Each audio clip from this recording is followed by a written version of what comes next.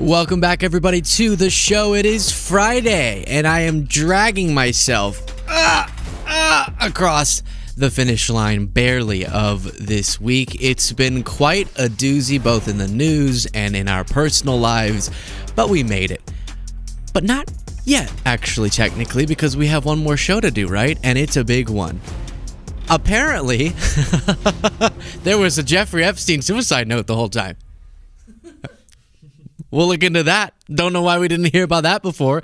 You have an angry MAGA, quote-unquote Karen, as people call it, losing it at people for speaking Spanish. Apparently, that's still a thing that happens in 2026. Footage of the White House Correspondents' Dinner, attempted assassin that definitely raises questions, and I mean actual questions, not questions that you really are saying to make someone assume an answer that's conspiratorial. Actual questions about what the heck was going on in terms of security, and also just kind of chilling to watch Cole Allen wander around the hotel and get ready and then charge toward the security perimeter, as much of the security was just kind of kicked back and chilling.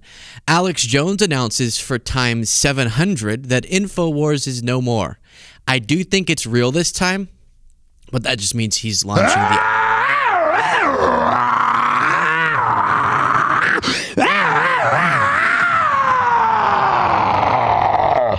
That was amazing, Cole. Not just a soundboard guy, but a DJ with Alex Jones's voice. Do you think, Cole, there's anyone else in the world who has had to learn how to manipulate the voice of an Alex Jones yell for the sake of a show? That's such a unique skill set that if you ever had to go to a different job, I don't know if it would come in handy. And so he's just changing it to the Alex Jones Network now because the Onion's taking over the actual intellectual property of InfoWars. So substantively, I don't really know what that means, but he did a whole "it's over."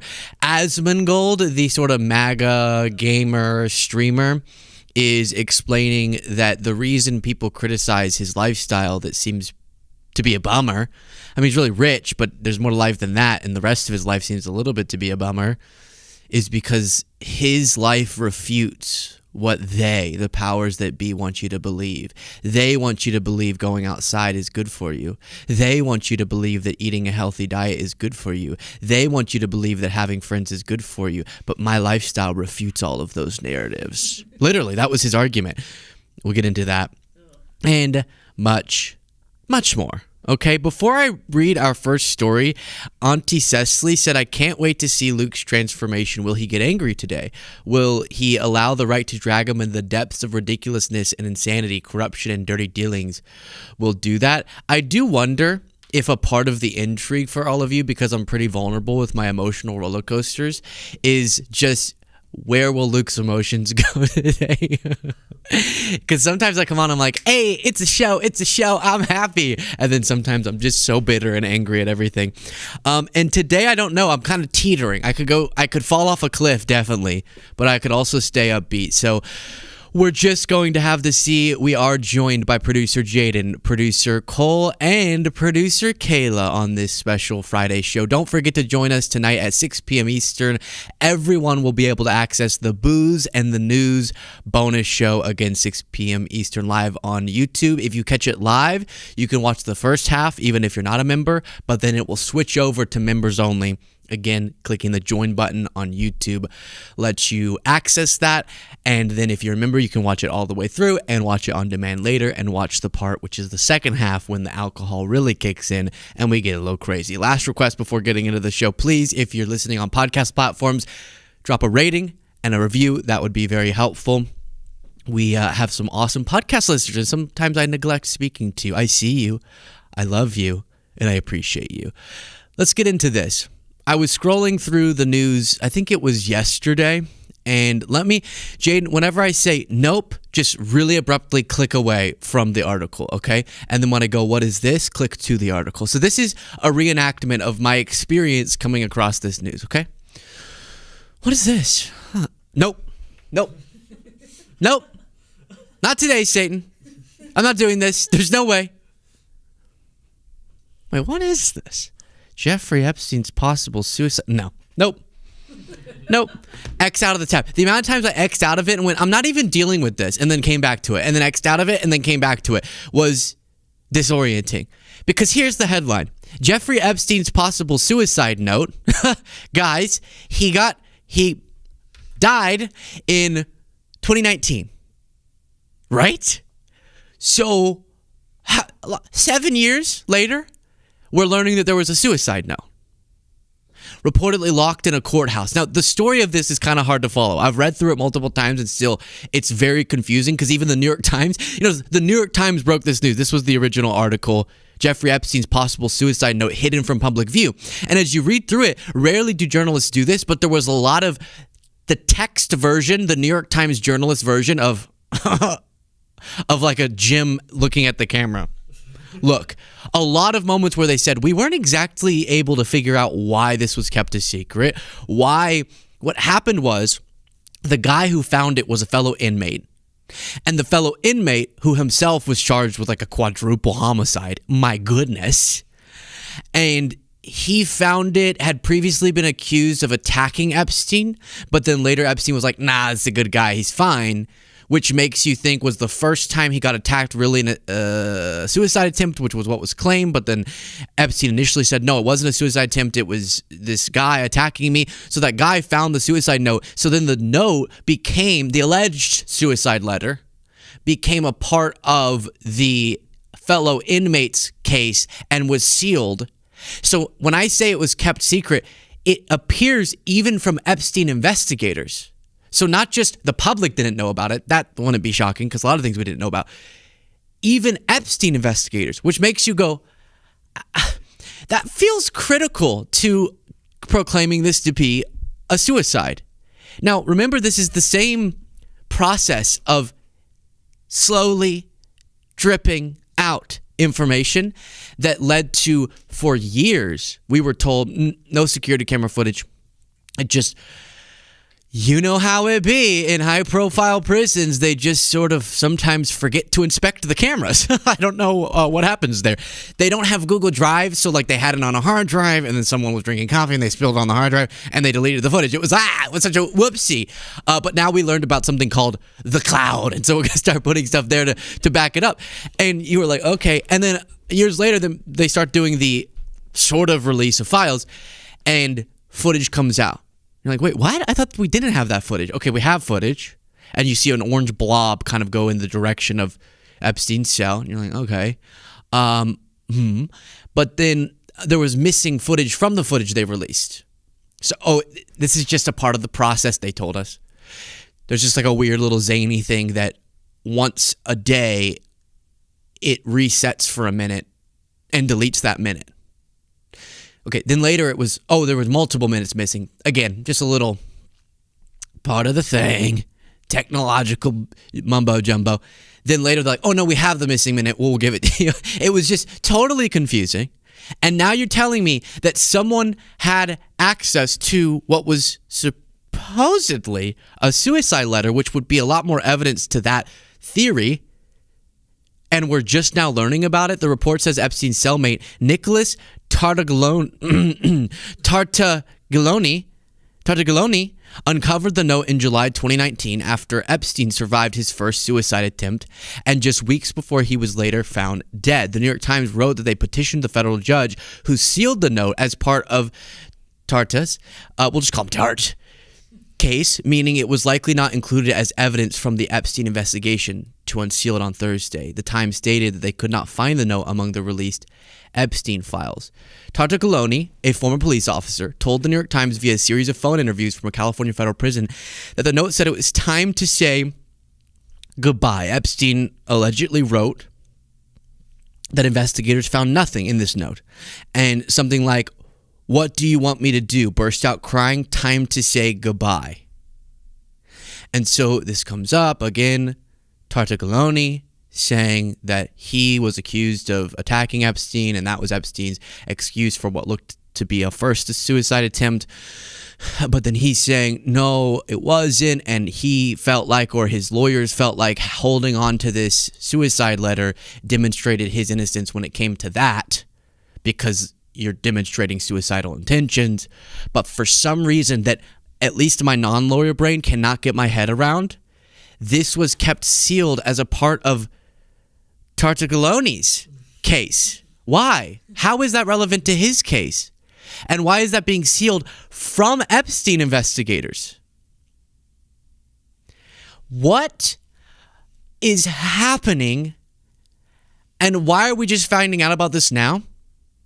And oh brother, I've done so much work to follow facts, to not be a conspiracy theorist, to not do the why do you think they would do that? And then you're supposed to answer it in your head with the most salacious answer. But this story and the slow drip of information will just turn you into a full-blown conspiracy theorist. Here's ABC reporting on it. There's news tonight involving Jeffrey Epstein. Was there a suicide note? The New York Times now reporting that Jeffrey Epstein may have written a suicide note before hanging himself in jail. The note reportedly under seal for the last 7 years. Here's Aaron Katursky. Tonight, the intriguing possibility Jeffrey Epstein left a suicide note before he hanged himself in jail that has been under seal for the last 7 years. His former cellmate, Nicholas Tartaglione, told the New York... Okay, I got close. So I got close to it. Tartaglione. Got it. Sorry. Apologies to this murderer. I'm really sorry to insult you.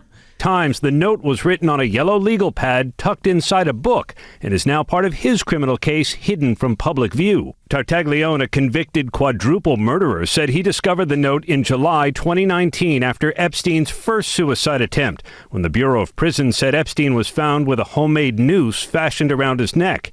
Sources told ABC News federal prosecutors in New York who charged Epstein with sex trafficking minors did not know about the note. It is to be referenced in a 2-page time. Federal prosecutors who were pursuing the case did not know about the note. How does that work? Somebody explain that to me. Because Tartaglione said it was a part of his case? Is that what the legality of it is? Wouldn't that be a critical piece of evidence? Couldn't we just make a copy and then Tartaglione can have one? Investigators can have one? Is that not? How does that work? Okay. In the Epstein files. The timeline says sometime between July 23rd and July 27th, NT found the note and claims his lawyer authenticated it in January 2020. It does not say how. Today, that lawyer declined to comment to ABC News because the record is sealed. Epstein denied he was suicidal, telling a jail psychologist, "I have no interest in killing myself."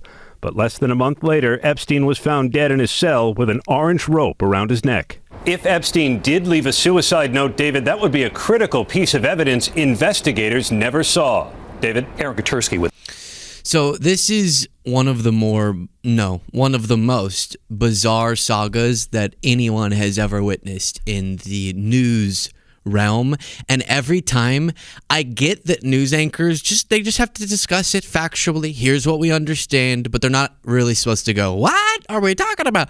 So I respect that. But then when I watch these reportings or I read news about it, in a weird way, I feel a little bit gaslit because it's and now we have discovered that for years, certain people had an alleged suicide letter, but that wasn't even accessible to prosecutors or to the public, as people had tons of questions about the death of Epstein because of what we believed he would have known about a lot of other powerful people. And it would have been convenient for him to die.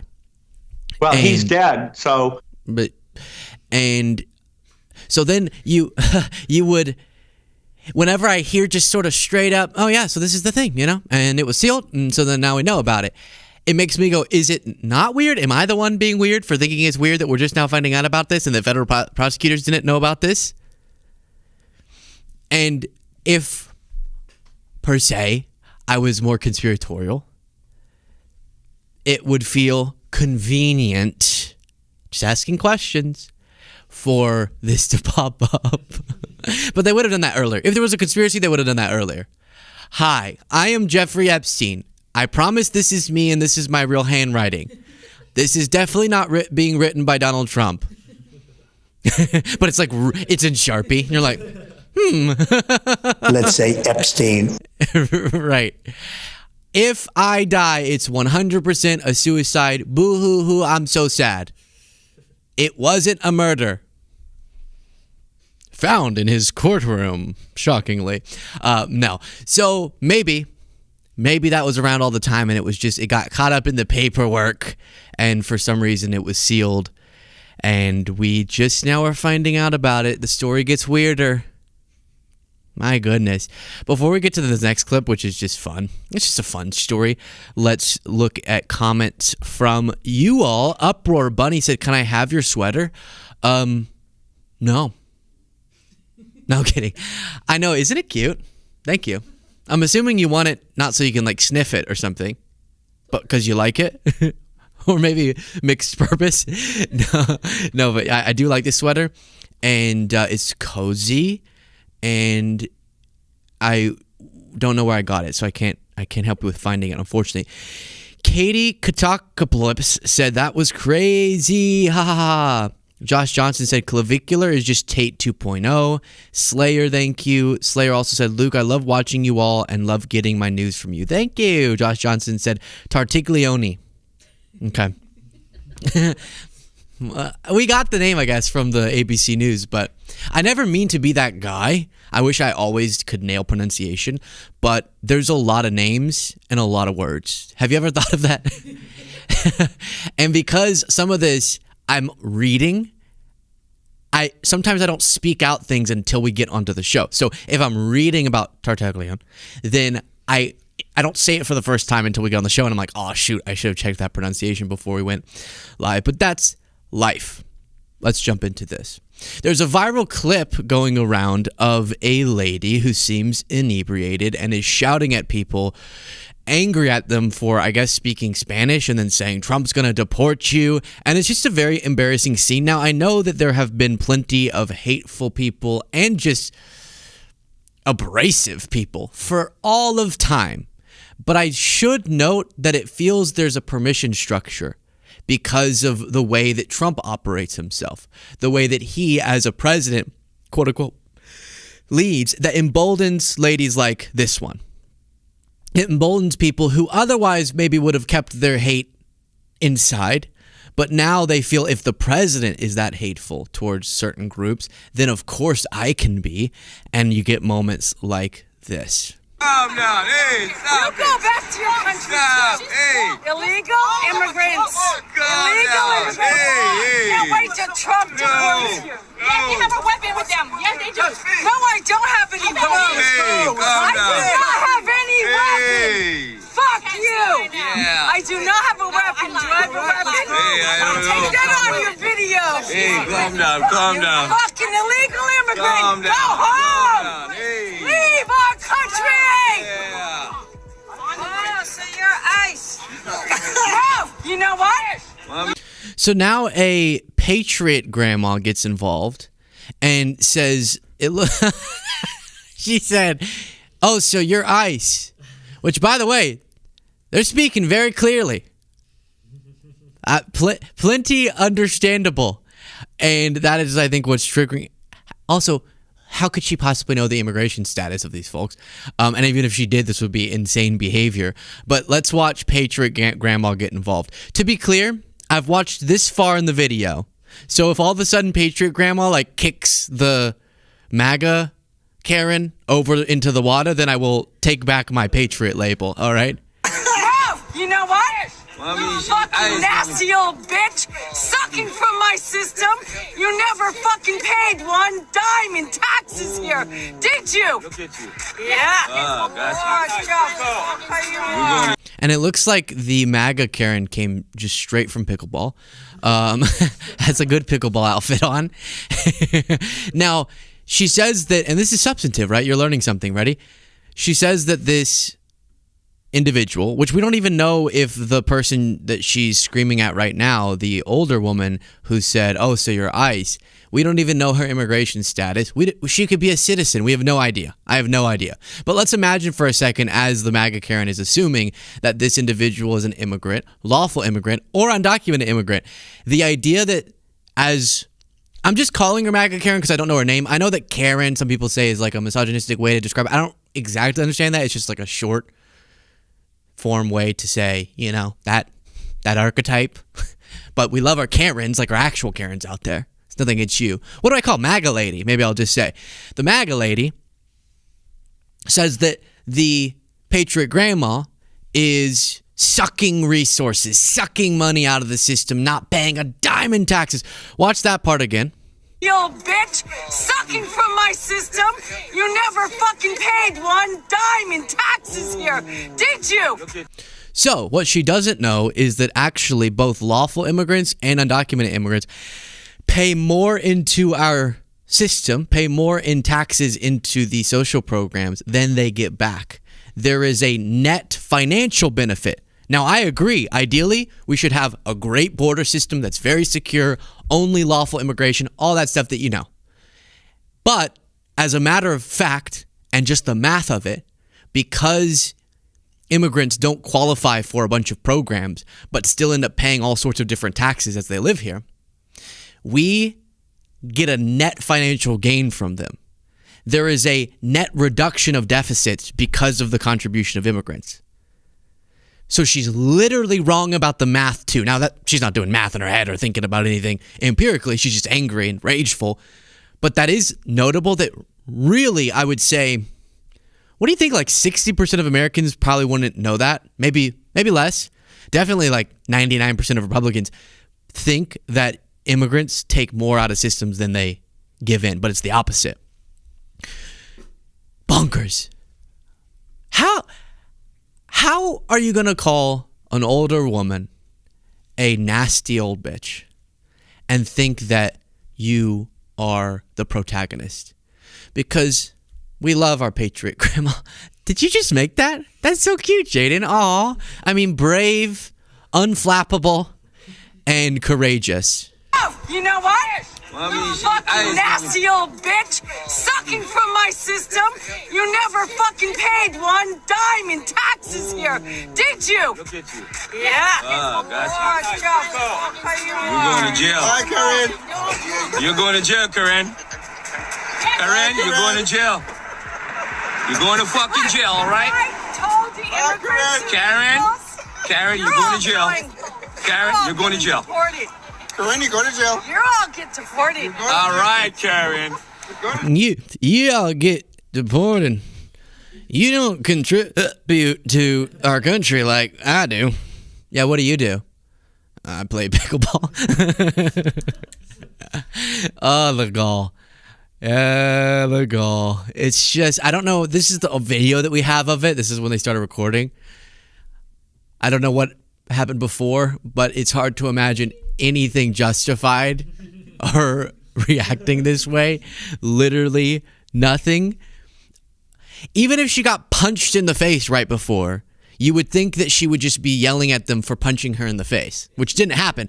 But for her to reach into what her deepest thoughts are as she's drunkenly angry for some reason, it immediately becomes about people that you have no idea their immigration status or citizenship status and yelling at them to go home. And then this is what I contemplate every time I watch videos like this. What on earth is it like to live in her world? Look at that. Look at that shot. It's ominous. Her silhouette. What is it like to be this? Right here. Wait, let me see if I keep it zoomed in. Let me see if I can get one of these. Yeah. Look at this. What is this like right here? To be this angry. Do you know how I get sometimes being angry at random people in public, you know? But for her to so quickly, it's like, boom, she had it ready. Those insults means it's bubbling. It's bubbling. She's furious. And then can we say she voted for Trump? Okay, yes, obviously. So she voted for Trump. She thinks that her problems, if she has major financial problems, for example, are because someone's sucking out of the system, when the people she's yelling at are net contributors. But the people sucking, in a couple of ways, out of our system and just generally sucking, like as people, are the people she's electing to office. The people who are exchanging your health care for tax cuts for wealthy people, or saying we can't have robust social safety net programs or getting us into needless war that make you pay way more in gas prices, those aren't low-income immigrants that she thinks are sucking off the system. Those are the billionaires that you, ma'am, you specifically put into power. And that cognitive dissonance breaks my heart for someone like her, because she's walking around in rage and directing that rage at the exact wrong people while she's enabling the people who are really screwing her over. It's sad. It really is sad. What a pitiful life. Okay. Just one. Carla, thank you for the super chat. Now we get into, oh no, another chilling story. We're still trying to understand what has been learned from the investigation into the White House Correspondents' Dinner attempted assassination as it's being described. You have this guy, Cole Allen, who you're seeing in the video on screen, that has now been obtained, this footage from inside of the hotel where he's sort of walking around, he's scoping out the scene, then he gets his weapons, and then he charges. Now, much has been made of who fired what shots, just so we understand what took place. And the story's changed a little bit. I get that can happen, but it looks like maybe there was friendly fire that hit the Secret Service, but he was charging with a gun, so extremely scary.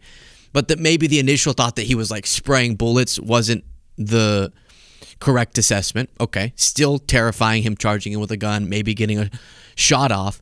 But as you watch this, it really makes you question, what was the security protocol? So the responsibility is on him, of course, for trying to run into a room of a bunch of influential people and do something terrible. But now, after multiple botched security scenarios, just in the last couple of years, it really, to my core, freaks me out a little bit. Because I want to feel that influential politicians, even just media figures, whenever you rely on professional security people, especially Secret Service, that there's no gaps in their plans. But now we've seen multiple examples of massive gaps, and that's disturbing. The people who are supposed to know the most about keeping people safe have made blunders. Now, he was stopped before he got close to the ballroom, so that's good. But you're going to see in this footage that you'd think something could have been identified a little bit earlier. I always find spooky in these sort of pre-shooting shooter videos how casually they'll be walking around. Like, look at him. He's walking through the hotel. I'll describe for our podcast listeners. Cole Allen, he has really weird walking posture, swings his arms a lot for some reason. He's trying to be like, I'm walking casually. And then this is when he changes over into having a trench coat on. You can see he's kind of holding. Initially I asked, how did he fit a shotgun? In that sprinting video, it didn't look like we could see a shotgun. Now you can tell, okay, he had like a long jacket on, and you can see him holding something, which must have been the shotgun, as he's walking closer to that security perimeter. We're about to come up on when a big question mark comes up, because you can tell one of their canines was alerting the police. So their podcast listeners now picture it has cut from just hallways when he was walking around trying to act normal. Then he changes, gets his weapons. Take that down for a second, and I'll show you that he took this photo. What? We're doing selfies before trying to do a massacre? It's really chilling. Look at this. He did a selfie in the mirror and had a bunch of different weapons and got all strapped up, which is freaky, according to prosecutors there. But then we get to footage from the security perimeter. And what's taking place now that we have more clear footage is that you have police officers taking down the security equipment. So the magnetometers or whatever they're called, those little things you walk through like at the airport, they're getting ready to take those down. And so there's this really lax energy because they're like, all right, we got everyone in. Now things are chill. Now we're going to take down the security equipment as we're vetting people as they're going in. And that's when Cole Allen, in this door you'll see that's circled up at the top of the frame, runs through. And right before that, you can see the canine is alerting about something. But right out, it looks like the Secret Service guy is staring at Cole Allen. Because watch, Cole Allen's about to burst out of that door right then. And then run, and he does. Okay, so he took the jacket off. He does have a gun, obviously, in his hand. It's so weird in that first video, I could not see the weapon in his hand. But now I can definitely see it. And then he sprints through. That could have been to answer the question of when did someone get shot. That could have been. It looks like he raised his gun. And then I think he trips. We don't have the footage there. And then they get him on the ground. I'm shocked he was not shot to death. And we have more of this, but this is the part. I have a zoomed in angle to sort of ask the question, when this was happening, why didn't this guy look at how obviously he's looking through the door that Cole's about to burst through, and the dog's going, there's something off. It looks like, at least to me. And then he runs through. So there could be numerous explanations. Some people will show that and be like, that's proof that the Secret Service guy was in on it. No. It's bizarre, but maybe we don't know what's on the other side of that door. On the other side of that door, the dog could have been like, there's something, and Cole was standing off back where the security guy couldn't see, so the guy was looking. He's like, oh, I don't see anything. So he starts walking away, and then that's when Cole, the shooter or the attempted assassin, runs through. But the timing of that, how close he was to being stopped even earlier, is pretty shocking. The dog seems to have noticed that someone walked up there, and that's when he walks through. This guy takes his merry old time to get his gun out after Cole Allen runs through the door. I'll just play this for you, and podcast listeners, it's doing a replay of the moment that the shooter runs through the door. Or I guess at this point we don't know for sure if he fired the gun, but was intending to, which is why they had to stop him. That just keeps replaying, doesn't it?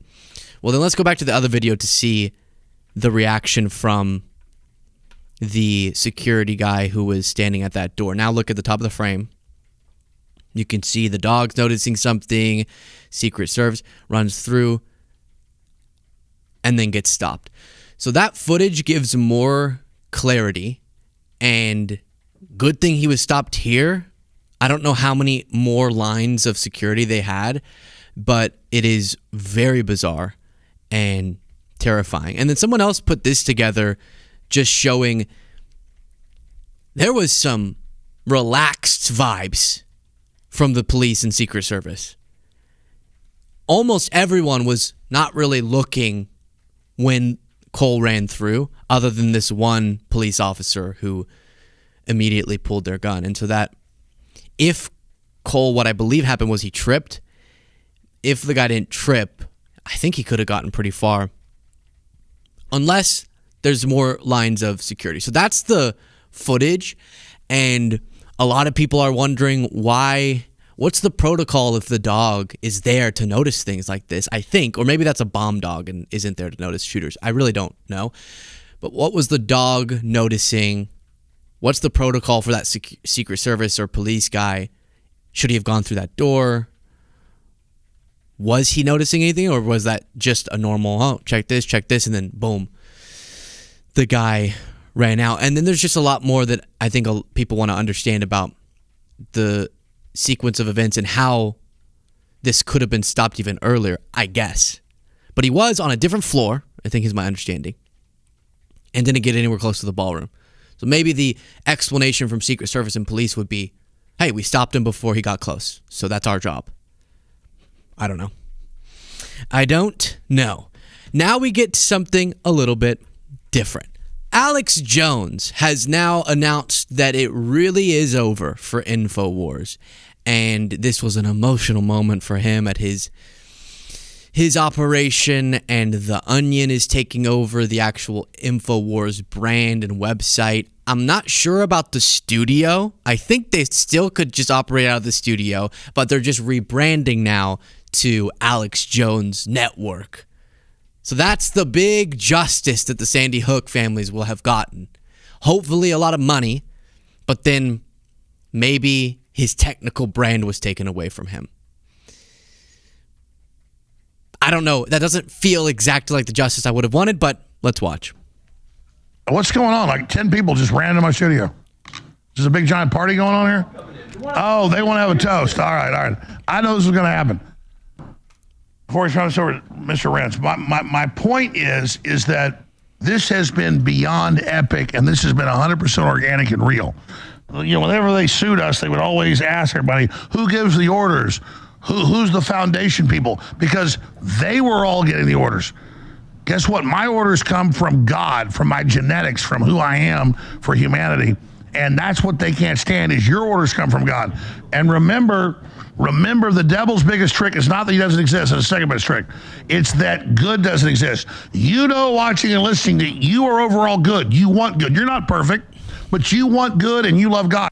In this speech, it made me think, so again, if you missed this context, because of the judgment with the Sandy Hook families after his defamation trial and then the scale of it, the way that he would be able to pay is by selling off, being forced to sell off his company, and then that money going to the families. And so then ultimately through a bidding process, The Onion, which is a satirical news outlet, got control of it. This will just mean he shifts over to a different brand and still does his content. But what was notable to me is watching in his crew and him, I guess you would assume this, but they really believe they've done something. The Alex Jones crew, the InfoWars guys.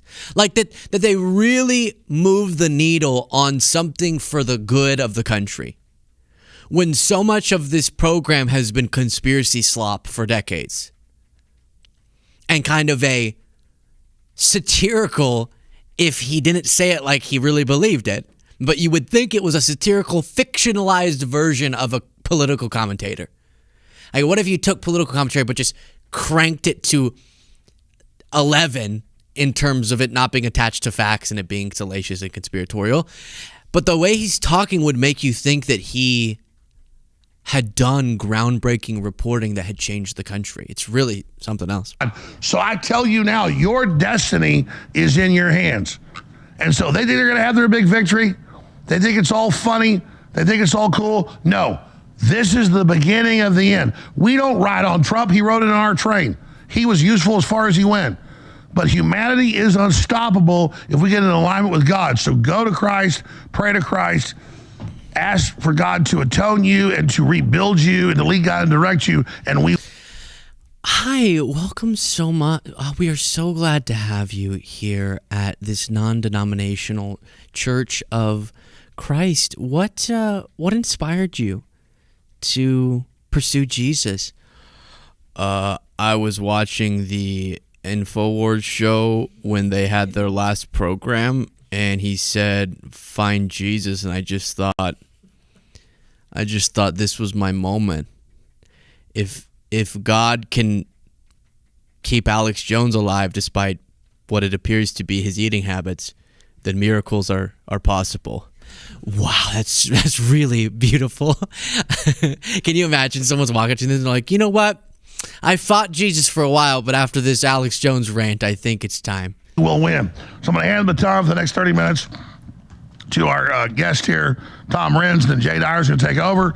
And then we're going to air hours of all the Sandy Hook documentation that was run by the CIA and the feds.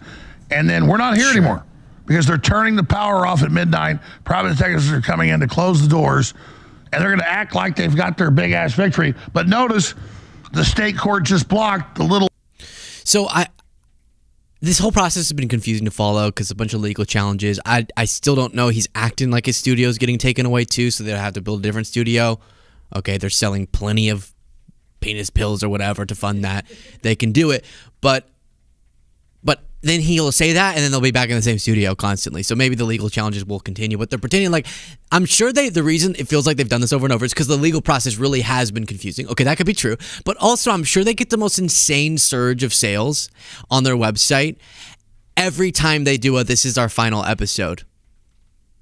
And so I did see he really started an Alex Jones network, so he is shifting. Ultimately, it really will be transferred over, but they have milked this for everything it's worth. Rat confessed Satanist from coming in to wear our skin for months while we launched our operation. We're going to sue them for civil rights. We got whistleblowers. We've only begun to fight, but it's only because you buy the products at thealexjonestore.com. that we're able to do this. They keep asking, why are they doing this? Why do they keep fighting? Who's the deep state? Who's the deep money? It's you. You are the deep money. You are the reason. And here's the great part. Our new owners, our new people, I have full control as news director. Everything I want, host, everything. They're ready. And I will sit there and live in a modest house with a modest car, which I love. And they think, oh, we'll take your money, Joe. Shut up. I'm ready to die for this. You think taking money from me does something? It makes me... All these guys are standing behind him like, so are we going to cheers soon? Or... And then he just turned this into a whole rant. We were just here for the alcohol. Want to strangle you spiritually.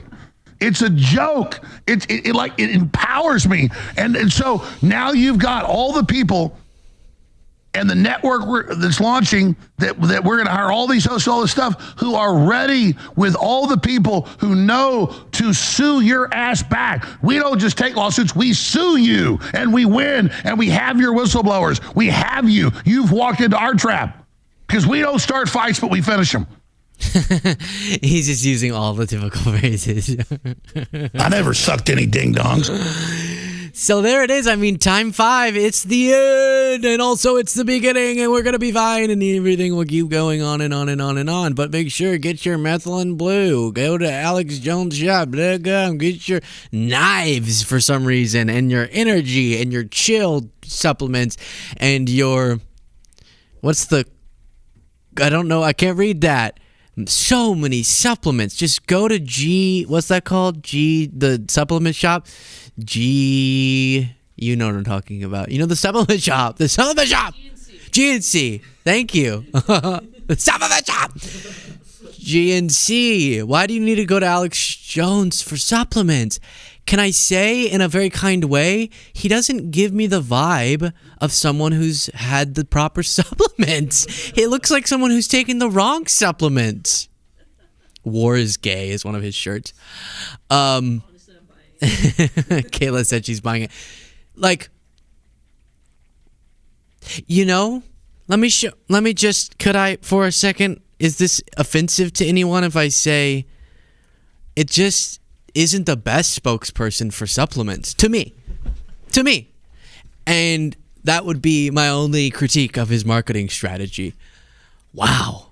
I know it's because the supplement game is so lucrative, because you'll have a generic company that mass produces whatever nearly worthless, some supplements are great, but often nearly worthless supplements with some good branding that you can make 10 zillion of for like $2, and then you sell each bottle for like $40. And that's why I longed for a creator who would actually, if they sold something to you, it would only be because they knew it had the best quality, because they worked themselves on the formula, which is why I created Pep, an energy drink. An energy drink that actually has the quality that you can trust.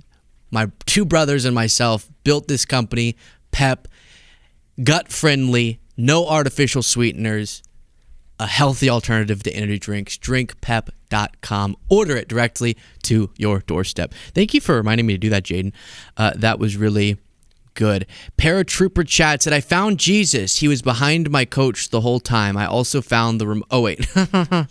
Couch. I know. Sorry. I found Jesus. He was behind my couch the whole time. I also found the remote and $5 in change. Epic win for a Friday. Heck yeah. God YouTuber said, good day, y'all. Love you, blokes. I can't believe I'm awake at 3:30 a.m., so I thought I would watch my first Luke live from Australia. That must be a unique experience. 3:30 a.m. live stream. Bunny Galore said dogs are greater than humans. Yeah, I don't know if I agree with that. They're definitely more fun to interact with than a lot of humans. I can say that for sure. Christy Lillionaire said, I was looking through California governor candidates and someone named Living for God and Country Demote is running. Just a random fact. Hi, Kayla. Love you guys, and thanks for all you do. Thank you. And let's keep charging forward. I don't even know if we'll clip this segment, but we'll definitely have fun with it. We almost never talk about this guy, but he's actually a really large streamer, Asmongold. So I need to introduce you. Wow, a visceral reaction there from Kayla. Kayla, how would you describe him for the audience in like a not controversial way? Just what's the quick breakdown if you don't know who he is? Asmongold is a former StarCraft Warcraft streamer, so like video game stuff, cool, whatever, fun. And then he took a very hard alt-right pivot, I want to say during the pandemic when stuff was getting too weird for him. And his most notable controversies are the fact that he has admitted that he wakes up every day because there's a dead rat carcass somewhere in his bedroom. And when the sun hits it and makes it smell bad, that's when he knows how to wake up. He has a wall next to his bed that he only uses to wipe his bloody gum residue onto it. And he doesn't drink water because it tastes bad because of the rotting teeth inside of his mouth. And those are just 3 true things about Asmongold. How do you know? Okay, well, sue Kayla if that's not true. I don't know. That sounds. You know what? Now that Jaden put him back on my monitor, that sounds accurate. It's not. These are things he has said about himself on his stream. I'm not making it up. I'm not inferring it. He has said it verbatim. Okay. Well, here we go. Let's hear about his life. And then he makes a shock proclamation after he sees the reaction to the clip I'm going to play for you. So yeah, he's like alt-right, right-wing, but very uninformed, and he just blabbers on about politics. And my question's not why is he the way he is. My question is why does he have such a large audience where one of the clips I have for you is him talking about him making so much money that he doesn't really keep track. Like, so I wake up, I usually have breakfast, and I eat beef jerky, and then during my stream, I usually eat more beef jerky, and then after my stream, I eat candy and then beef jerky. And then after that, I have Chipotle. And then after that, I have ice cream. Healthy. Yeah, Chipotle's delicious, right? So I was eating so much Chipotle, and so because it has like the amount of salt that it has. Have you seen the amount of salt it has? Probably a lot. 80% of like just one bowl of Chipotle. So I had my blood pressure taken, right? And it said my high score was 193. A good score. That was really high. My mom's was over 200, but like, you know, that didn't go. Always living in her shadow, bro. Yeah, living in her shadow, right? And so anyway, all this happens, right? And I had to tone it down, and so now I only eat Chipotle 4 times a week. It used to be 6. Dude, undiagnosed diabetes really keeps the pounds off. Like, I'm the fat one here. Yeah. And I don't even have these stats. Oh, yeah. No. And, then I have ice cream at the end. And then I'll usually, after I eat ice cream, I'll eat like chocolate and then fall asleep on the floor watching anime. Like, so I wake up. Okay, so a good day. By the way, I don't think Chipotle is your worst option. Chipotle, you can get a pretty healthy meal at Chipotle. Come on. So anyways, he said that, and then he also said this. I would wake up at 8 p.m. and I would go live at like midnight, and I would stream until like 8 a.m. And then I would maybe cook myself a steak and then pass out around 10 a.m. And then I would repeat this process. And so if you do that, like the sun is like the worst thing that's ever existed, right? You up, bro. It's so annoying. And so like, I don't like it. I mean, that's why I'm so pale. It's because I never go out in the sun. What I have is I have like 4 different levels of blankets, and I have like tinfoil behind that. And there's like literally no light that comes through. Right. So anyways, the part that I find funny is not really that, because some people stay inside a lot, and you do want to make sure that you try to get out in the sun from time to time. But even that diet's not the craziest thing I've ever heard. He said breakfast. I don't know what he eats for breakfast, then beef jerky, then Chipotle at some point, then ice cream. I think a lot of people diets are about that. Whatever. Okay. Did you say something? This next clip is the part I find really wild. I said I had something insane to say about the set that he's sitting on. So Okay. I used to work at a company. We did a podcast, and then our company went under, and we had to sell a bunch of stuff. We sold a bunch of stuff to a former employee who runs the set that you're looking at in Austin there. He's sitting in my seat where I sat on my podcast. Hey. Asmongold is sitting in my old podcast seat. Oh. I hate that for me. I feel like somehow by the transitive property, you just got a stinky butt. I'm just a roach is gonna appear and it's gonna manifest in my home later. That's funny. So then people just made fun of him like the internet does, and his takeaway cracked me up. He's like, this is because I demolished their narrative. I have a visceral response to this person, and I judge anyone who can stomach looking at him or watching his content regularly. I dismiss anyone who takes him seriously. Who is this? You're following me. What? No one convinces me to diet and exercise like Mr. Almond Gold. I like beef jerky too, but this is just sad. The good news is that if we keeps this up, we won't have to put up with him for his shitty takes that much longer. You're the one they love the most to hate? Well, the reason why I think that people get so mad about me is that I don't really like, I think that a person like me existing in the way that I exist is like a complete, like it refutes their entire worldview, because it's like, well, work hard, not really. Well, you have to be a good person, not really. Well, you can't lie, yeah, you can. You can't cheat, of course you can. You can't just sit at home playing video games all day, yeah, you can. You can't just eat fast food all day, yep, yes, you can. And so basically everything that they've learned in their entire life not to do, I used as a checklist. I just didn't do drugs. That's the only one I didn't get into. And so that's the part that really bummed me out, because he does have a large, I'm sure, mainly male audience, and people are literally being told by someone they find trustworthy or something, or entertaining at the very least, that his way of living life has been to do all the things they tell you not to do. They tell you to work hard and be productive and go outside, and he didn't even list off one of the, they want you to be a slave to the capitalist system. Like, at least that would have and I said no to the powers that be that want you to be a cog in their machine. That would feel a little bit more like, yeah, they want us to be a cog in the machine. He's like, I'm inside and I put tinfoil, literally, he said, on the windows so that no light comes in, and I cheat and I lie, and I'm not a good person, and it's worked out great for me. Ew. No. I can't imagine wanting to encourage that. Let's go through his list. Don't really like, I think that a person like me existing in the way that I exist is like a complete, like it refutes their entire worldview. Our terrible worldview that we think people should be good people. Because it's like, well, work hard, not really. Well, you have to be a good person, not really. Well, they want you to be a good person, but I don't buy into those lies. It's such a weird thing to admit. I hate this. This is what it's turning into for a lot of people. Because this can work, kind of like Trump. Yeah, for some people, it works if you don't care about anyone else, to serve yourself and to lie and to cheat. Now, the reason that people hold on to certain religious views is because people want to believe that somewhere you'll get punished for that, you know?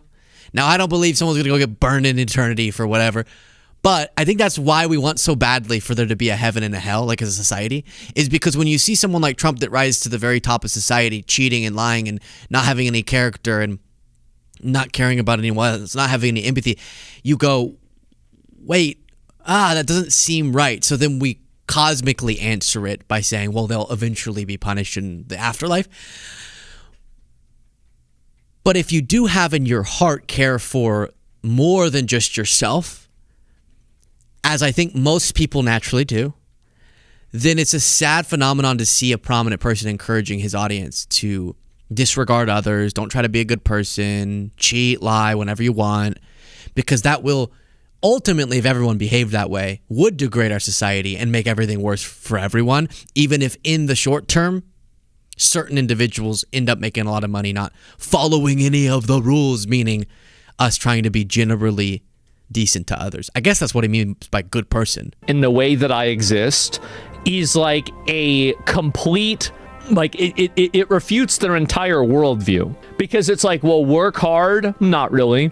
Well, you have to be a good person, not really. Well, you can't lie, yeah, you can. You can't cheat, of course you can. You can't just sit at home playing video games all day, yeah, you can. You can't just eat fast food all day, yep, yes, you can. And so basically, no one says you can't. Yes, you can do all those things. It just might not be the best for your life or the lives of people around you. I don't think he's very smart. And I say that because I don't think that he exactly knew where he was going with that, and then he actually just admits a bunch of negative things about himself. Now, again, if you enjoy staying inside and playing video games all day and then you make a career out of it, like some of these streamers, cool, good for you. I do recommend as a general thing to try to socialize. Statistically, you definitely will be happier if you have time socializing, actually in person with people, and actually go do things out and about in the world and not just stay in a dark room. But if you like video games, cool. That's not really the issue. But it's weird how he admits to like cheating and lying and being a bad person. But I think what he thought he was doing there was something that was going to go hard, because he's watched people, he just couldn't do it intelligently enough. He's watched people say, here's the backlash, and the reason why I'm getting backlash is because they don't want you to know the truth about how I fracture or destroy their worldview. But in this case, he couldn't think of cool, inspiring ways to articulate that. And instead, it was just, I'm a liar and a cheater, which is inspiring. But when you probably think, what do you mean he does political takes? If you're not familiar with him, stuff like this. Assassination culture, that's what I'm calling it. It's bad now and it's going to get a whole lot worse. I want to make this video because in 2, 5, 3, 10 years from now, I want to be able to go back to this video and say, see guys, I told you so. And if I'm not right, I'm going to delete the video. So anyway, this has been, I think, escalating. It's been going crazier and crazier. We've had now the 3rd or 5th, or I lose count, how many attempts on Donald Trump's life. Somebody, well, I'm really mad, I'm going to shoot the president. This is like me when I first started making videos, but he's been doing this for how long? A decade more? He's like, so, guys, oh, wow, oh, 3, 4, I lost track. And then like the camera zooms in on you. You're like, is this how you do political takes? Well, I'm going to make a bold prediction, but if it's wrong, I'll delete it. And all his prediction, I think, is that our violence is going to get worse before it gets better. Oh, wow, that's bold. And then you want to get real nauseous, take this down. Look at him talking about his financial situation. How much do you make? You just had tax issues, right? So you probably know how much you make. That was a know how much I owed. I owed over $4 million. Okay, so $4 million. Yes. You probably make, after taxes, what is that? I'm going to be totally honest with you. I don't know what the answer is. I got a 1099 and it was like millions of dollars. I don't even know where it came from. You probably have $6 to $8 million left after taxes. More than that, probably. A lot more than that. Really? Well, how are you... I have no idea how much money I make. Well, you think you make 6 to 8 mil? I would make way more than that. Well, then you... You know he knows exactly how much. Look at... Oh, I don't like this. Oh, I don't like it. I think a society has failed if he is rich. Is that wrong? I think we've gone wrong somewhere if he is so rich he can't keep track. Taxes. More than that, probably. A lot more than that. Really? Well, how are you only paying 4? Well, I mean, like, I think it's probably like just not that much more, but like, okay. More. Spend $2 million a year. $2 million a year? $2 million a year. Oh my God. Wine and dine your boy. Take him on a yacht. $2 million. What the fuck would I do with $2 million? So anywho, that just might make you angry at the world. No, listen, here's the real thing. He wants to do his thing. He can do his thing. I do have a problem with his bad political takes, obviously, to a large audience, and his other issues, right? I mean, I just don't keep track of him, but I think he also says bad things, like hurtful, derogatory things, and then gives takes from a really uninformed place. But in terms of like, he doesn't shower, or, oh, he has a dead rat that wakes him up in the morning, I guess that's up to him. But, and I don't think it's ever good to be like, that person makes a lot of money and that makes us bitter because life's crazy. And in this influencer world, if for some reason, even if it's because you're kind of weird, in a good way, I like weird, just to be clear, I'm weird. But in his case, if it's because you're almost intriguing because you are and like your cleaning behavior or whatever, then that somehow makes you get a lot of views. Like it's a weird space where randomly you can trip upon a lot of money if for some reason you capture a large audience. So we don't need to be bitter about that, but it's a strange world we live in where he is where he is, right? I think that's a fair way to articulate it. Okay, you have someone, Bunny Galore, saying Alex Jones supplements is as crazy as RFK Jr. being health secretary. No joke. Mary says, for Kayla's War is Gay shirt, lol, love you all.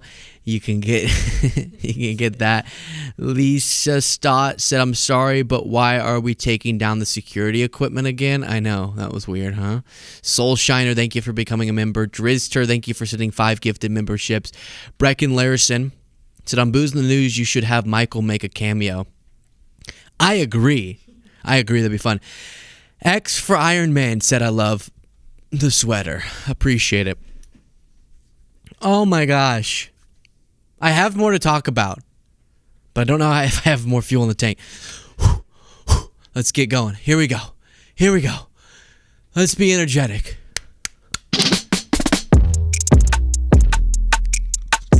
We'll be right back. Make sure to get your fiber supplements so it comes out as smoothly as it went in.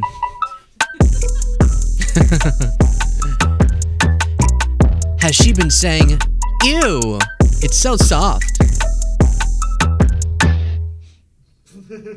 The music ended. I can't finish that thought. Sorry. I can't finish that thought. Oh, wait. No, I meant... no, I said that wrong. That sounded like I was talking about the fiber supplements.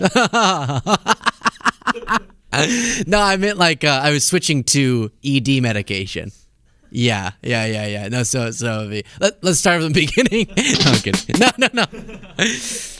No. Okay, let's do this. A hearing had a really interesting hot mic moment as Senator Blumenthal was asking a very basic question of nominees for the federal judiciary nominated by Trump. And, of course, a little reality check, you can ask any of Trump's nominees to see if they have any ability to be independent, which if you're being selected for the judiciary, you should be independent. You should be able to speak about facts, aside from what Trump wants you to say, is who won the 2020 election? And none of them could do it. And it's so annoying to watch. And I appreciate Senator Blumenthal, however painful it is to go through this, that he did, because it demonstrates a lot about these nominees. But as that's happening, maybe a minute plus in, you'll hear a hot mic of Senator Grassley that reveals quite the secret about Trump and the people who defend him. Who won the 2020 election? I'd say that... Wait, I think I missed a little... Who won the 2020 election? I'd say that that President Biden was certified the winner of the 2020 election. He won the election. Is that your response? Senator, I think my response is he was certified as the winner by counting the electoral. So you're unwilling to say he won the election. How about you, Mr. Roberts? I have the same answer as my colleague, Senator. Same answer as the previous one? The previous nominee. The Senate did. Mr. Coons, how about you? Thank you, Senator. And I have the same answer as Mr. Same answer. Unwilling to say that Joe Biden won the election, correct? As Mr. Hendershot said, it has become a matter of political concern, and Joe Biden... Well, it's a matter of political concern, but it's also an issue of fact. Is it not? Joe Biden was, in fact, certified the winner of the 2020 election. Mr. Mark? Okay, so we're coming up on when Chuck Grassley, a Republican senator, rather old, which we love our oldies, but just happens to be, so I think he's a little bit off the internet. And so I don't think he knows why none of the nominees can say Biden won, because he's not as familiar with like all the scuttlebutt, and is just thinking, why won't they answer the question? And take a look here, because it tells you a lot about this moment. Same answer, Senator. What would be wrong with it? I am amazed and really appalled that nominees... So what you're hearing there is a Republican senator saying, why won't they? What would be wrong? No, not why won't they. What would be wrong with them saying Biden won the 2020 election? Like, he's genuinely thinking, I'm down if we need to sort of tiptoe around the truth, but what would be wrong with them saying, yeah, Biden won? Oh, brother, that's a long explanation. While you were, I don't know, not paying attention Trump degraded one of the most basic principles of truth in our political process, and now a litmus test for your loyalty to him is whether or not you'll say what they're saying. For a lifetime appointment to the federal bench are unwilling to respond on an issue of fact, and I'm not going to try to get an answer out of you because clearly you've been rehearsed to provide a stock answer, which I think really reflects not only on your honesty, but really on your fitness to be a federal judge, because you are supposed to be independent and to arrive at the truth based on the evidence before you. And I think it's pretty irrefutable that Joe Biden won the election, but you're unwilling to use that word because you are afraid. So please, I'm tired. Maybe you're tired, both literally, physically, and also just mentally of this. But please hear me. It is so outrageous. It's so indicative of a collapse of institutional integrity, of just the concept of truth in a political process, that this is happening. Like, I'm really feeling it right now. We can't do democracy. At least we can't do it well if there's not certain fundamental truths that we can agree on. Do you know how impossible it is to govern if I'm looking at the sky and saying blue and you're looking at it and saying green, and we're both staring at the same exact thing saying two different answers? And if we say there's a solution we need to bring to a problem but can't even agree on the basic facts of the problem, it's perfectly fine for us to agree on what is but then disagree on what should be. That's how it's supposed to work, that we say, here's what happened, and then here's what we think should happen. So, for example, Trump won the 2024 election. If we all can agree on that, then we can debate on if that was good or bad and what should happen, and if we think he should be impeached, and if we think that someone else should win, as I believe, the next election. But if we can't even agree on basic facts, it's over. And that's what judicial nominees, like the people, they're going to wear the robes. They're going to have the gavel. Where's my gavel? I used to have a gavel. It's in a storage box somewhere. Just this day keeps getting worse and worse. They're going to have a robe on and one of those wigs. Do they still do the wigs? They don't still do the wigs. But a robe, they still do the robes. And aren't able to say just something that's basic. It's so pitiful. Almost as pitiful as one of my favorite hearing clips this year, which was a man who was they were trying to put in a top position in the State Department named Jeremy Carl. And he had posted all these things about how the white culture in America is being erased. He had posted like white nationalist stuff.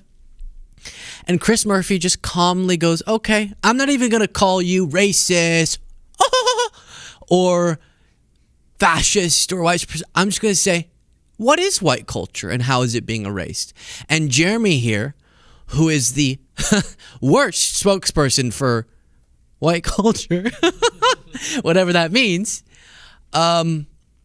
he struggles. He's the one who brought into the discourse our culture is being erased, and he struggles so badly to even define what that would mean.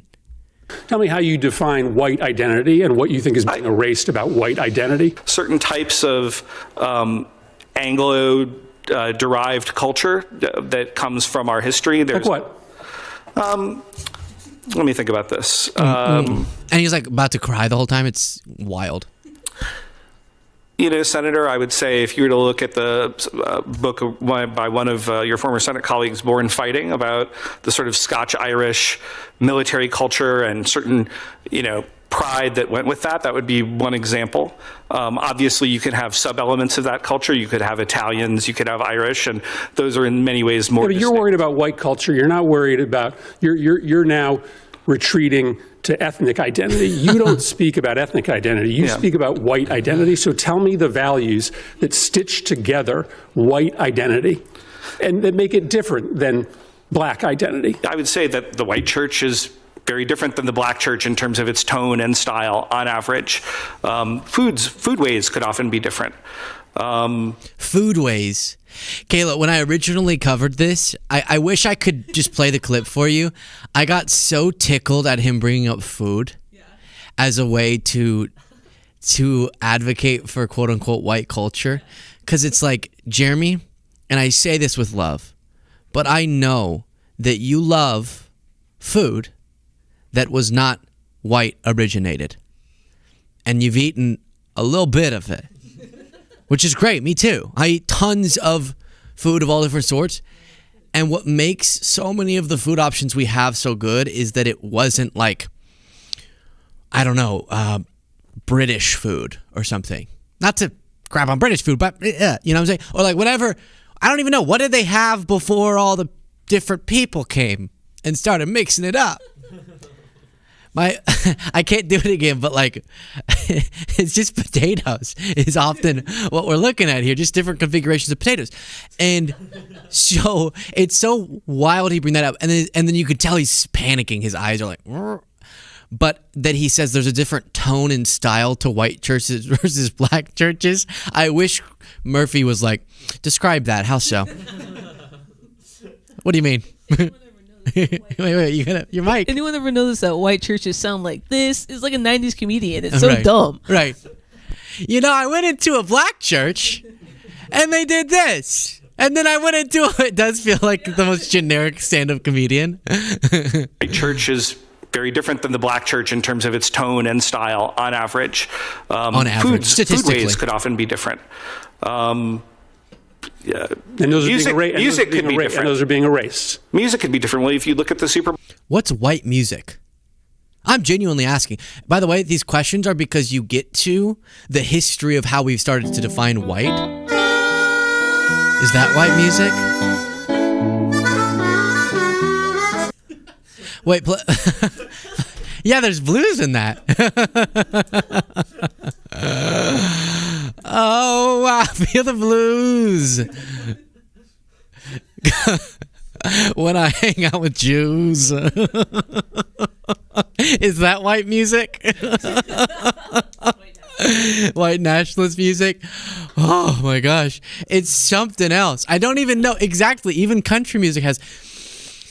The reason why is not to say that white identity isn't a thing at all, like there are white people, but then the cultures you think of are ethnic, as Chris Murphy said, ethnic groups or like national groups. And often they'll bring up, like Italian culture. I'm like, that's not white culture though. That's Italian culture or French culture, Russian, right?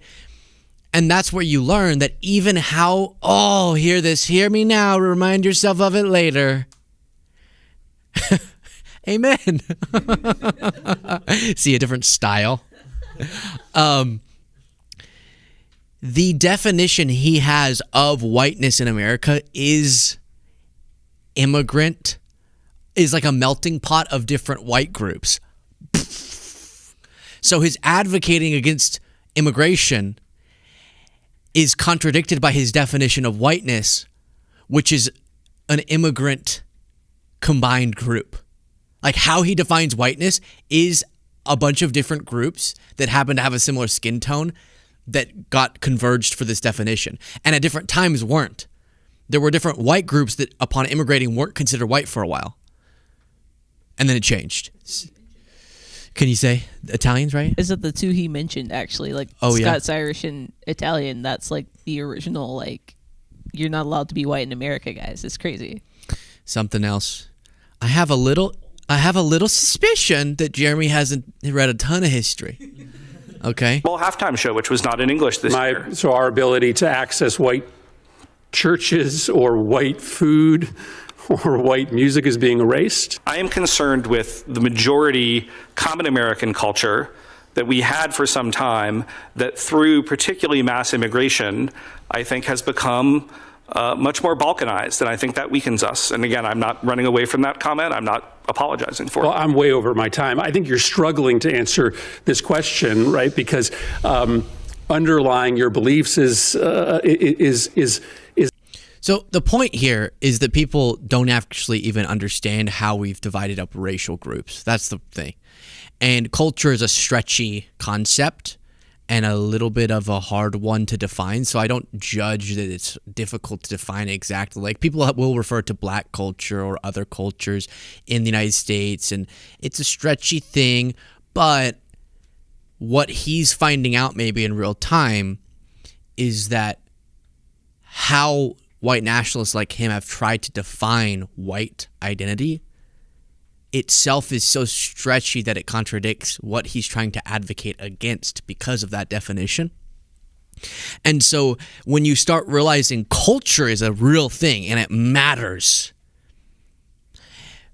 but if you explore that enough, you realize it's not that white culture needs to be advocated for or a different group within the United States culture. It would be defining what we believe an American culture should be. And then you can give examples of this person has a different cultural ideology that could be more difficult to converge with our American culture. But to ignore that American culture is fundamentally defined by a convergence of cultures, literally, and then certain ideals and principles, and then even just fun stuff like food styles and church styles rise to the top. And we all kind of share those, and then people have their unique little backgrounds and stuff. But as he tries to grasp for what exactly is a white American separate from all these other different groups of Americans, he struggles. Because that definition's a little bit faulty. Okay, let's see. At IDF Kills Children said, hello, everyone.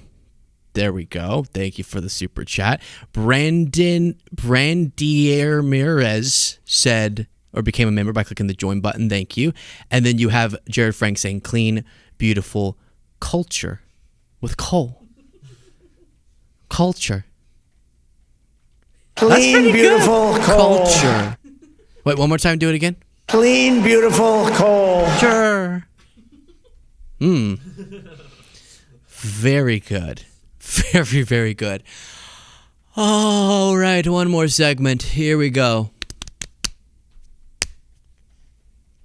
Last night. Do you know what I spent my night doing last night? Well, I hung out with... What? What did you say? Okay. You threw me off too early in the segment, Kayla. Let me start over. Last night, I decided I would spend my free time watching this entire 2-hour-long Tucker Carlson podcast to sort of see what's going on in the Tuckersville. And some of it's fascinating. Marjorie Taylor Greene came on as a guest for part of it, and she revealed what she believes to be Trump's secret or not so secret intention as it pertains to the end of his term. Is he going to want to leave at the end of his term? Okay, as constitutionally mandated. And she makes that public based on a lot of experience with Trump very personally. So we'll look at that. That's fascinating, right? Marjorie Greene leaks Trump's secret type of vibe. Then we'll get to other clips from the same podcast. And I want to remind you that we should absolutely bolster the message of a Tucker, of a Marjorie, whenever it is aligning with a correct principle, but not allow that activity, that participation in going, look, wow, even they're saying this, to make us forget how fundamentally dishonest some of these people are. So both can be true. Tucker's against us being in the Iran war. Hey, look, even Tucker's against it. Good. And Tucker's a fundamentally dishonest person still. And I'm going to demonstrate that to you in a second. But first, here's Marjorie saying this. Baby boomers. And I really attack the baby boomers a lot because I am angry about many of the things their generation has supported and done. I'm fully disgusted at baby boomers that hold on to power in Congress and in the Senate and many elected positions. Even our current president falls in that category. He'll probably never want to leave the White House, and I'm sure me saying that will make headlines. However, I think those baby boomers are the most dangerous, and they're completely responsible for our nearly $40 trillion in debt. So the headline making thing she says there is that a former very close ally of Trump's believes he's not going to want to leave office when the end of his term comes. Bombshell. Now, I say that as a little bit as a joke, because we're like, yeah, you remember last time whenever he was supposed to leave and he did all that crazy stuff and tried to do a coup attempt? But this time's different because at least you would think last time he wanted to do that because he could have had a second term if he had won the election. So he tried to lie that he won the election to get it, and then fought using illegal activities to try to stay in office. This time, despite what anyone says, Bannon or anyone else, everyone knows constitutionally you can't have a third term. They try to find loopholes and pretend like they know that. And so given that they don't really care about the Constitution in many ways, should we be afraid, is the question I'm asking to all of you, should we be afraid that Trump literally tries to stay in office past January of 2029? Because sometimes he talks about it and you go, I think even he's going to be like, oh yeah, I'll be done with this after all the damage that he did. And then he'll just pretend like he did a great job. But would he actually try to, and what mechanism would he try to use to do that? I don't know. My guess, to give you some optimism, is that he actually is going to go, all right, I'm done, and I was the perfect president, woohoo, and leave office. But would he, ideologically? Does he have some constitutional principle against trying to illegally stay in office? No, of course not. So it should always be a fear in the back of our mind, but I don't think it's a rising to the fever pitch panic that 2020 did because he believed he literally could illegal his way into staying in office. And then you have this clip from the same interview. President again in 2024. And I was just like, this guy's like literally one of the worst. Well, I would say he's the worst, but Randy Fine is really the worst. But Mike Lawler was unbelievably, I thought he was a Democrat. I was like, he's literally a Democrat. He's so against all the things that Republican voters care about. And he clearly hates Donald Trump. Well, I saw this unbelievable change in him. And of course, it happened after Trump won his primary in 2024. All of a sudden, Mike Lawler, I started joking. I started calling him MAGA Mike Lawler because he was all of a sudden like becoming Trump's biggest supporter. And he was all excited. He got a MAGA hat signed by Donald Trump, came straight up to me to show it to me. And I'll never forget the day that he had gone and met with the president at the White House. Of course, I was not invited. Only all the Republicans that hated the president before.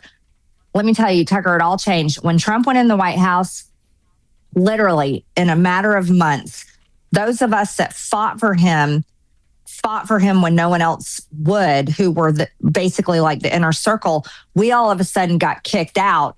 And it was the Republicans like Mike Lawler and all these other guys that were the ones being constantly ushered into the White House for meetings and all kinds of things. So the realization she's trying to articulate there, because the question that Tucker asked was there a change in Trump?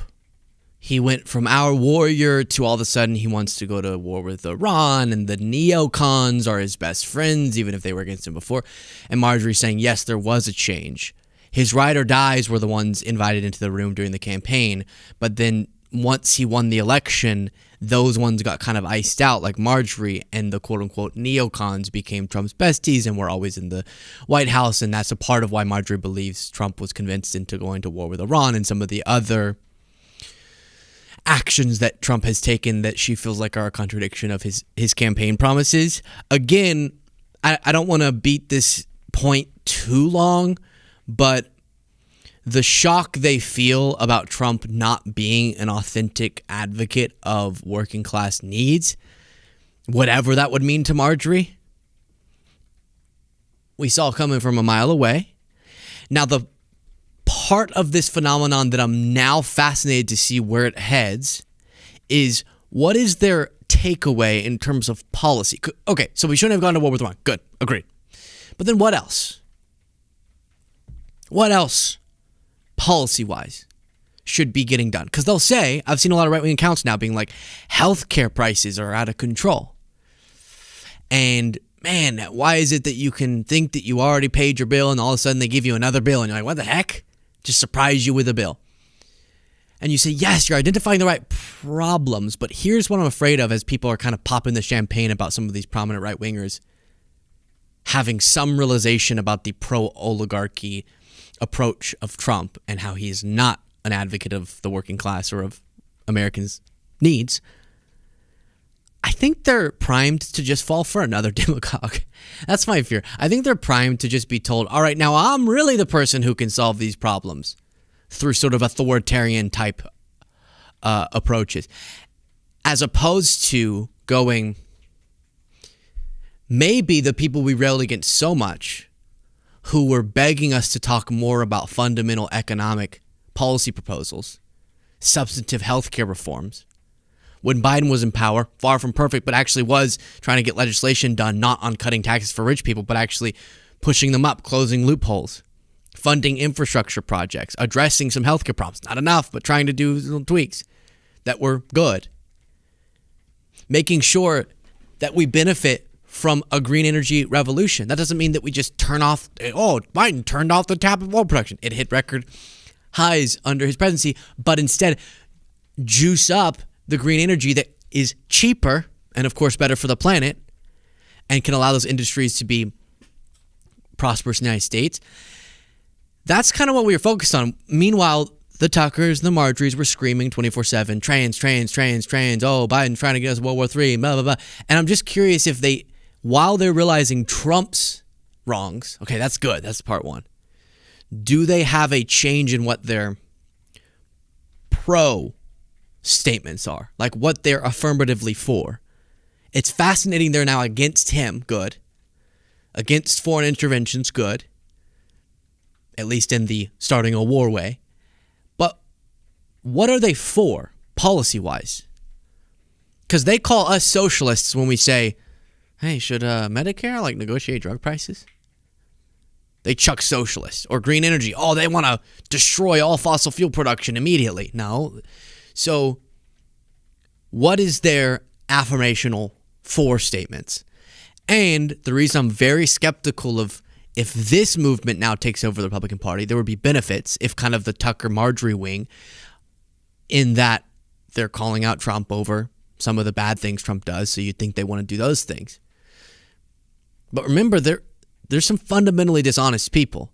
And watch as Tucker, instead of assessing the Iran war for what it is, or Russia's invasion of Ukraine for what it is, instead he builds up this conspiracy that all of this is an attempt by Republicans and Democrats to like eliminate white people.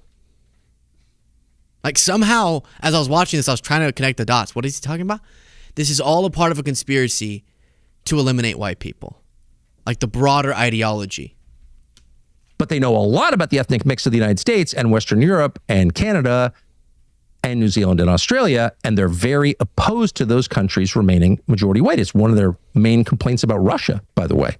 They fixed that problem in Ukraine. One of the main complaints about Russia is that they're majority white, which, by the way, Ukraine is more white than Russia is. You remember we did that fact check? It just happens to be more white than Russia. Hey, Tucker, does that make you want to support Ukraine? It's like, what are you talking about? The main complaint about Russia is like all the stuff they do to interfere in our elections, to hinder the United States' progress, invading their neighbors. It's sort of stuff like that. Majority white. It's one of their main complaints about Russia, by the way. They fixed that problem in Ukraine because this war, which has been supported from day one by the very same neocon lobby that got us into the war with Iran, that lobby has extended this war with U.S. and now European tax dollars to the point where so many Ukrainian men have been killed that Budanov, the number 2 in the Ukrainian government, just the other day announced we're going to have to import Africans to live and work here because we don't have enough men. We're going to have to change the demographic mix of Ukraine for all time. For all time. We're going to do what Genghis Khan was unable to do, which is totally change the composition of who lives in Ukraine. So Ukraine, as a nation, the nation that existed 5 years ago, will cease to exist, period. And its farmland will likely be bought by foreigners because that's now legal under Zelensky. So you just saw the elimination of a European country as it existed 5 years ago. And you saw that not simply because Putin rolled over the border and invaded sovereign Ukraine. Why is he saying that in a cartoon voice? Well, invaded Ukraine. Invaded Ukraine. That's what happened. Not simply because Putin rolled over the border and invaded sovereign Ukraine. You saw that because Western elites pushed that. That has been their overriding goal for the past 4.5 years. So you see what I mean? Like, I wanted to give you an example. There was a lot in this that was notable in this particular podcast, but I wanted to give you an example that was on foreign policy also to really show you. Because he's saying we shouldn't be in the Iran war, and that would be a correct foreign policy take. But on another foreign policy take, and not just a foreign policy issue, but a matter of war, he's completely backwards, like completely disoriented. I can't tell if he's just dumb on this or if he is dishonest. I think dishonest. I think he has some weird ideological affinity with the Russian government. Radicalized. And just remember, please hear me on this. Like, please hear me. We've played the compilations when he said, why should I root for Ukraine over Russia? Why should I root for Russia over Ukraine? Which I am, by the way. You remember that clip? Or him saying, I have no reason to believe that Putin is a worse president than Biden. You could not like Biden, but I think comparing the guy who's now costing millions of casualties is the worst president. Even in his own country, causing much of his own people to die because of this needless war of aggression. So remember, whenever Tucker goes, I am advocating for human life, and that's a part of why I'm against this war, you go, oh, good, with Iran. But then he constantly runs cover for the mass murdering regime in Russia. So he doesn't have a consistent principle. I just want to remind you of that right now. Because I'm seeing some people have a difficult time with nuance. Like, they have to be either completely against pointing out and giving credit to right-wing figures whenever they criticize Trump's disastrous actions. They have to ignore it, or they have to pretend like he's now awesome. But be very skeptical of people who have demonstrated for decades that they're deeply, deeply dishonest or ideologically whacked. Because he tries to make it a conspiracy that ultimately Western elites have been continuing this war by supporting Ukraine, as opposed to any of the negative effects are because Putin refuses to just stop the war, which he could. And then he makes a joke out of a sovereign nation. And he's never been able to intellectually explain why he has that stance. And remember, he's still the guy who went and literally sniffed Russian bread in Russia and was like, oh, the grocery stores are so amazing. And then let Putin just pound him for like 3 hours. How long was that interview? Like 4 hours? So long. And Tucker would go, well, could you answer my question? Putin would be like, shut up. And Tucker would be like, okay, I'm sorry, daddy. Which is not a good interviewer. It's a coward. Putin just rambled on for hours about all of his perception of the history of Russia, giving no insight into the question that Tucker asked. And then Tucker just sat there. Oh. And then afterwards was like, I realized he was actually making a very deep point about... I went back recently, watched that entire interview. And just so you know, Tucker was so worthless. It was so pitiful watching him. You're sitting with Putin and he's just steamrolling you when you could actually get some valuable insight and be like, hey, nope, sorry, you have to explain why after Russia recognized the sovereignty of Ukraine, which they did, by the way, people like Tucker like to ignore that. They have previously done that. Then why you believe you would have the right to invade. Oh, no, sorry, you're going back to the history? I'm not going to let you do this whole thing of how you believe it's rightfully yours because, again, we have a thing called sovereignty. We have a thing that your country recognized, and now you're killing a bunch of people. He didn't confront him at all with all of the needless war crimes, none of it. He just was like, so NATO probably forced you into this, right? And Putin was like, nah, not really. I kind of wanted to do it. And Tucker was like, so they forced you into it. For sure. Okay, I get it.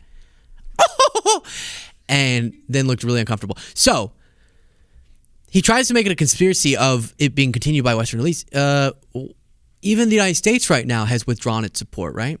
So the whole thing was Biden supporting Ukraine is the only thing keeping this going. Well, Trump stopped supporting Ukraine. Guess what Ukraine keeps wanting to do? Defending themselves. When I went to Ukraine, talked to dozens and dozens and dozens of random citizens and of soldiers, do you know what I didn't hear? Oh, we have to keep this going because Zelensky wants us to.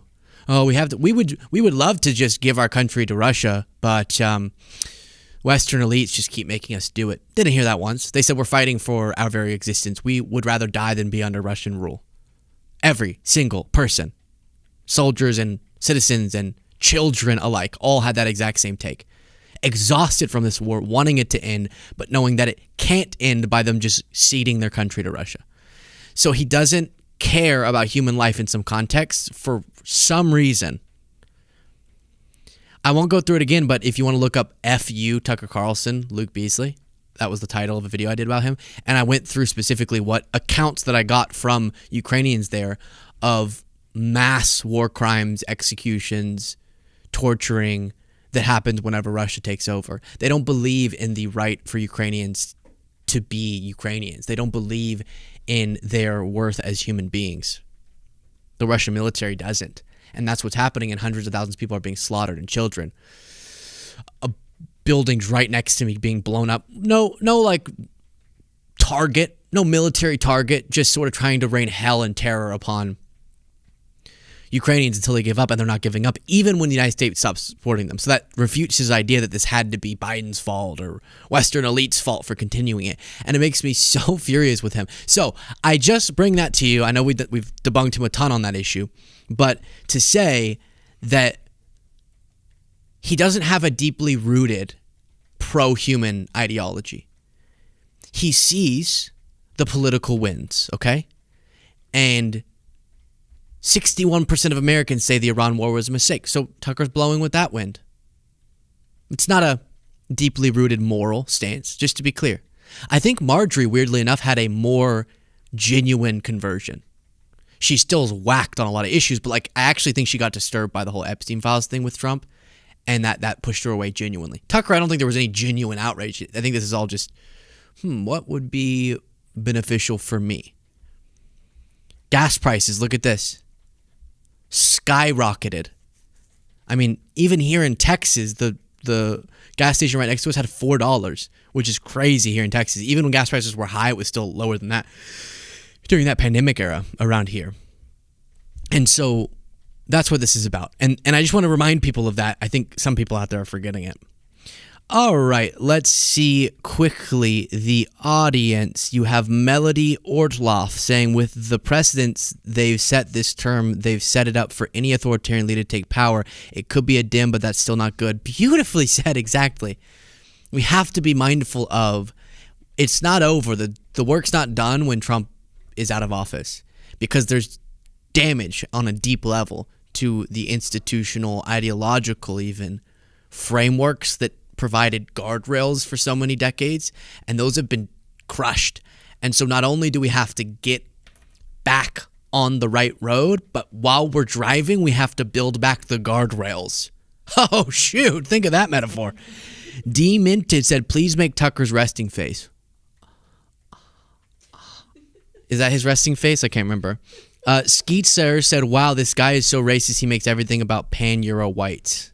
Germs Rosalino said Trump fired a ton of career Secret Service personnel and replaced them with loyalists, especially those involved in overturning the 2020 elections. He replaced qualified leadership and personnel with loyalists.